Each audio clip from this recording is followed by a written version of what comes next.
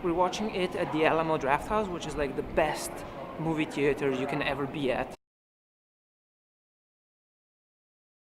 That movie? What did you think of that movie? It's pretty funny. It was a really good movie. If I was 12, I would be scared shitless. The burger was amazing though.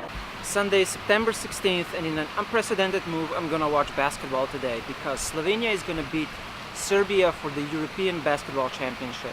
And it's kind of a big deal because I don't think we've ever even been to the finals before. You know, I think the hack I built for Sunday's live coding is probably the best thing I've ever coded. This Webpack progress indicator for the Mac Touch Bar is probably the coolest thing I've ever built. Let me show you what it looks like.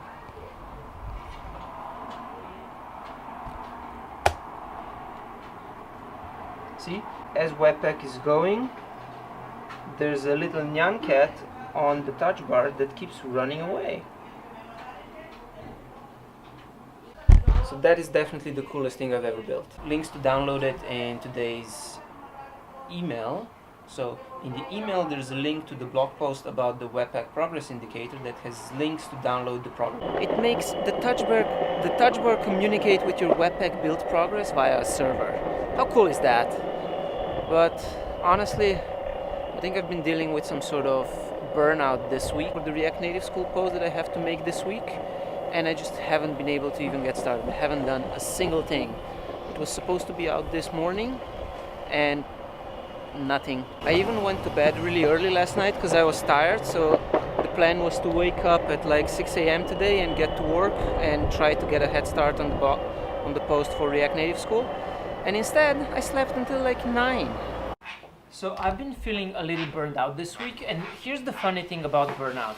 It's actually a self-reinforcing loop where the more burned out you get, the faster you're burning out. So the more burned out you get, the faster you're burning out, and the worse the problem gets until you fix it. Let me explain exactly how that works. See how much less tired I look after a 10K run? That's because exercise helps a lot with the whole burnout thing.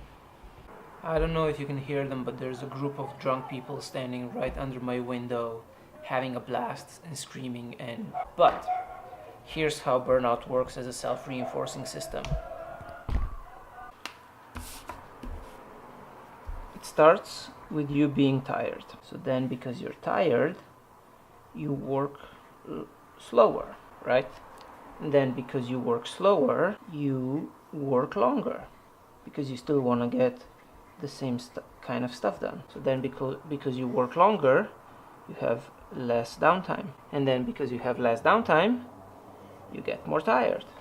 So it kind of just goes around in this circle, and at the end of that circle, there is no actual end of that circle. You just keep getting more and more tired until you decide to cut, stop, and just take a break. I'm still learning how to do that part. I'm really bad at that part. But this is how burnout is a self-reinforcing system.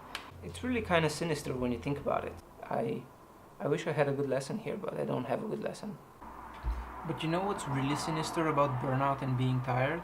It's that you never actually have time for that. Because right now, I feel like all I need is a month of staying in the mountains, not seeing any code, not seeing anybody. But at the same time, I got a really cool opportunity to do a 2-day workshop at StubHub to teach an internal team there, a team of engineers, how to use React and how to make cool stuff with React. And that's a really cool opportunity, which I said yes to. It means I now have a week to prepare the entire workshop. I can always be tired later. Now here's another funny thing about burnout. Last night, instead of working on my React Native School post, I decided to finally get my JavaScript promises thing out of my brain, because I've been thinking about it for a while, that JavaScript promises are just like monads. There's a 2-minute video about that. It ended up firing me up so much that I stayed up all night until like 3:30 a.m. or something like that, which was completely stupid. And I still don't have the React Native School post. I still have to get my workshop ready until by Tuesday. But there's now a new blog post out about JavaScript promises because the world really needed another one of those.